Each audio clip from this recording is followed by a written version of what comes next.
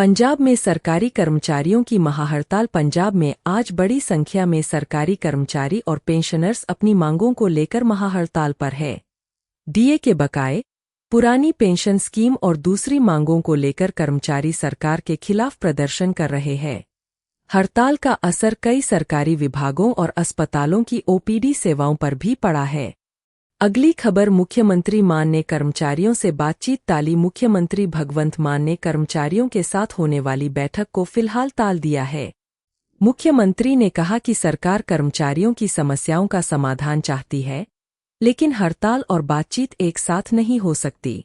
उन्होंने कर्मचारियों से पहले हड़ताल खत्म करने को कहा है। अगली खबर, पंजाब में सरकारी अस्पतालों की ओपीडी प्रभावित। सरकारी कर्मचारियों की हड़ताल का असर पंजाब के अस्पतालों में भी दिखाई दिया। कई सरकारी अस्पतालों में ओपीडी सेवाएं प्रभावित हुईं। मरीजों को परेशानी का सामना करना पड़ा। हालांकि जरूरी और आपातकालीन सेवाओं को जारी रखने की कोशिश की जा रही है। अगली खबर, पंजाब सरकार ने गैरहाजिर कर्मचारियों की मांगी जानकारी। महाहड़ताल के बीच पंजाब सरकार ने ड्यूटी से गैरहाजिर रहने वाले कर्मचारियों की जानकारी मांगी है। विभागों से ऐसे कर्मचारियों की सूची तैयार करने को कहा गया है। सरकार के इस कदम के बाद कर्मचारी संगठनों और सरकार के बीच विवाद और बढ़ सकता है। अगली खबर, पंजाब में बीजेपी और अकाली दल के गठबंधन पर बातचीत। पंजाब में बीजेपी और अकाली दल के बीच संभावित गठबंधन को लेकर बातचीत अभी जारी है। दोनों पार्टियों के बीच सीटों के बंटवारे और चुनावी रणनीति पर चर्चा हो रही है। सबसे बड़ा सवाल यह है कि दोनों पार्टियां कितनी सीटों पर चुनाव लड़ेंगी और गठबंधन में मुख्यमंत्री पद का चेहरा कौन होगा। अगली खबर, पंजाब में चीनी की बढ़ती कीमतों पर कांग्रेस का प्रदर्शन। पंजाब कांग्रेस ने चीनी की बढ़ती कीमतों को लेकर सरकार के खिलाफ प्रदर्शन किया। कांग्रेस नेताओं ने कहा कि जरूरी सामान महंगा होने से आम लोगों पर आर्थिक बोझ बढ़ रहा है। पार्टी ने सरकार से कीमतों पर नियंत्रण करने और लोगों को राहत देने की मांग की।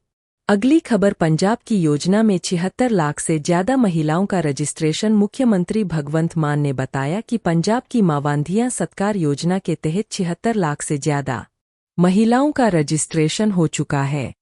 सरकार के अनुसार योजना का उद्देश्य महिलाओं को सहायता और सम्मान देना है। सरकार ने इसे महिलाओं तक पहुंचने वाली बड़ी कल्याणकारी योजना बताया है। अगली खबर, नेपाल में भयंकर बाढ़ से भारी तबाही। नेपाल और तिब्बत के कई इलाकों में भयंकर बाढ़ और भूस्खलन से भारी तबाही हुई है। सैकड़ों लोगों की मौत की पुष्टि हो चुकी है और बड़ी संख्या में लोग अभी भी लापता है। कई सड़कें और पुल भी बाढ़ में बह गए हैं, जिससे राहत और बचाव अभियान में मुश्किलें आ रही है। अगली खबर, भारत और चीन सीमा वार्ता आगे बढ़ाएंगे। भारत और चीन के बीच सीमा विवाद को लेकर बातचीत आगे बढ़ाने की तैयारी है। दोनों देशों के बीच संपर्क मजबूत करने के लिए नई हॉटलाइन और अतिरिक्त बैठक बिंदु बनाने की भी जानकारी सामने आई है। इसका उद्देश्य सीमा पर संवाद को बेहतर बनाना बताया जा रहा है। अगली खबर, भारत और ब्रिटेन के बीच रक्षा समझौता। भारत और ब्रिटेन नौसेना के लिए आधुनिक प्रोपल्शन सिस्टम्स विकसित करने को लेकर समझौता करने जा रहे हैं। दोनों देशों के बीच रक्षा सहयोग बढ़ाने की दिशा में इसे अहम कदम माना जा रहा है। इससे भविष्य में रक्षा तकनीक और नौसेना से जुड़े क्षेत्रों में सहयोग बढ़ सकता है। अगली खबर, भारत और श्रीलंका का टेस्ट मैच ड्रॉ। भारत और श्रीलंका के बीच दूसरा टेस्ट मैच ड्रॉ हो गया। श्रीलंका के सोनल दिनुशा ने दूसरी पारी में शतक लगाकर भारतीय टीम को जीत से रोक दिया। मैच ड्रॉ होने के बाद वर्ल्ड टेस्ट चैंपियनशिप की तालिका में भारत 5वें और श्रीलंका 6ठे स्थान पर बना हुआ है। अगली खबर, कानपुर में ट्रेनिंग विमान हादसा। कानपुर में एक ट्रेनिंग विमान दुर्घटना का शिकार हो गया। हादसे में गुजरात और कर्नाटक के 2 पायलटों की मौत की खबर है। घटना के बाद जांच शुरू कर दी गई है और हादसे के कारणों का पता लगाने की कोशिश की जा रही है। अगली खबर, आंध्र प्रदेश में बस और ऑटो की टक्कर। आंध्र प्रदेश के पलनाडु जिले में एक बस और ऑटो रिक्शा की टक्कर में 7 लोगों की मौत हो गई। हादसे की सूचना मिलते ही पुलिस और राहत दल मौके पर पहुंचे। दुर्घटना के कारणों की जांच की जा रही है और मुख्यमंत्री ने घटना पर दुख जताया है। अगली खबर, ओडिशा के पास डूबे जहाज से 2 चीनी नागरिक बचाए। ओडिशा के पास समुद्र में एक कार्गो जहाज डूबने के बाद 2 चीनी नागरिकों को बचाया गया है। बचाव दल ने दोनों को सुरक्षित बाहर निकाला। घटना के बाद जहाज के डूबने की परिस्थितियों की जांच की जा रही है। अगली खबर, बिहार में बाढ़ का खतरा बढ़ा। नेपाल में भारी बारिश और बाढ़ के बाद बिहार की कई नदियों में पानी बढ़ गया है। कुछ इलाकों में बाढ़ का खतरा बना हुआ है। प्रशासन ने निगरानी बढ़ा दी है और जरूरत पड़ने पर लोगों को सुरक्षित स्थानों पर पहुंचाने की तैयारी की जा रही है। अगली खबर, पंजाब पुलिस में 1746 कर्मचारियों को नियुक्ति पत्र। पंजाब में 1746 पुलिसकर्मियों को नियुक्ति पत्र दिए जाने की खबर सामने आई है। सरकार की ओर से पुलिस विभाग को मजबूत करने और युवाओं को रोजगार देने पर जोर दिया जा रहा है।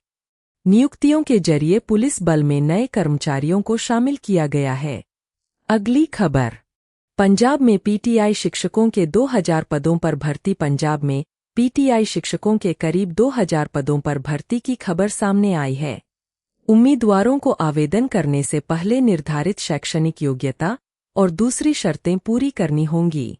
भर्ती से जुड़ी आधिकारिक जानकारी देखकर ही आवेदन करने की सलाह दी गई है।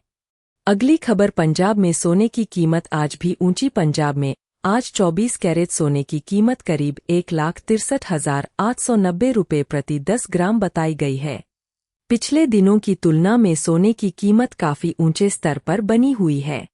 बाजार में सोने के भाव पर अंतर्राष्ट्रीय कीमतों और दूसरी आर्थिक परिस्थितियों का असर पड़ रहा है। आज की खबरों में इतना ही। ऐसी ही ताज़ा और जरूरी खबरों के लिए हमारे फेसबुक पेज को फॉलो और यूट्यूब चैनल को सब्सक्राइब जरूर करें। धन्यवाद।